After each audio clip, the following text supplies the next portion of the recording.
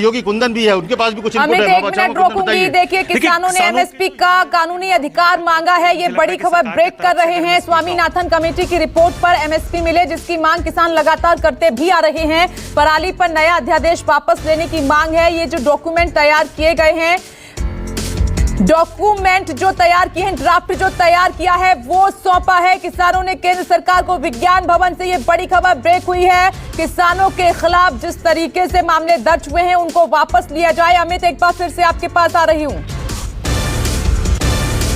जी हाँ, सबसे बड़ी बात की जो ड्राफ्ट दिया गया है उसमें ये भी कहा गया है कि जो किसानों के खिलाफ जितने भी मामले दर्ज हैं उन्हें वापस किया जाए। और सिर्फ 3 कानून नहीं, पराली को लेकर जो भी कानून है जिसमें बड़े सजा का प्रावधान है उसको भी वापस लेने की बात हो रही है। बिल्कुल, जो पंजाब के तरफ से ज्यादातर यूनियन पार्टिसिपेट कर रही है उनमें 3 बिल के मांगों के अलावा 2 बहुत महत्वपूर्ण मांग है। एक मांग ये है कि जो पराली पे जो फाइन लगाने की बात थी और उसमें जो प्रोसिक्यूट करने की बात थी वो वापस करिए और फाइन हटाइए, एक बात।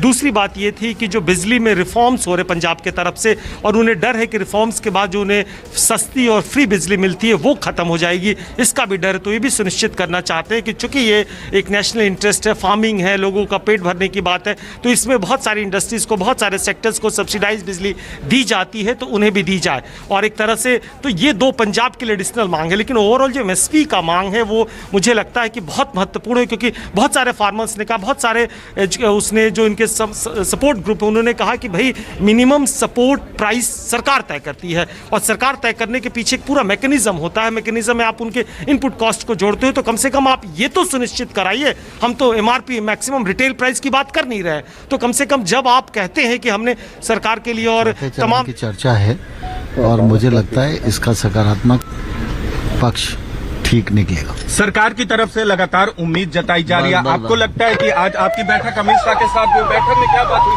बैठक में बातचीत के बाद कोई कृषि मंत्री नरेंद्र सिंह तोमर को आप सुन रहे थे। एक बार फिर से लिए चलते हैं अमित कुमार और कुंदन सिंह के पास आपको।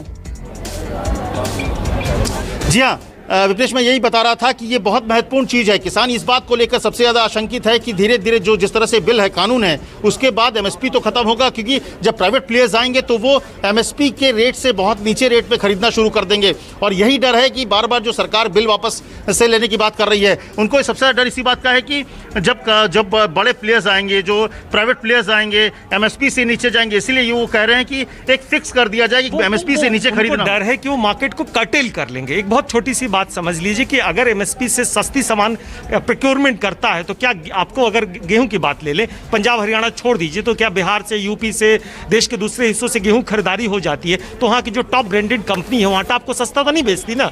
तो कम से कम कहने का मतलब ये है कि उसके अगर इनपुट कॉस्ट का अगर फॉर्मूला देखेंगे तो कहती है कि हमने 18.5 रुपये पे खरीदा और ये कर दिया, तो फायदा किसी का नहीं, ना किसान का फायदा होता है ना कंज्यूमर।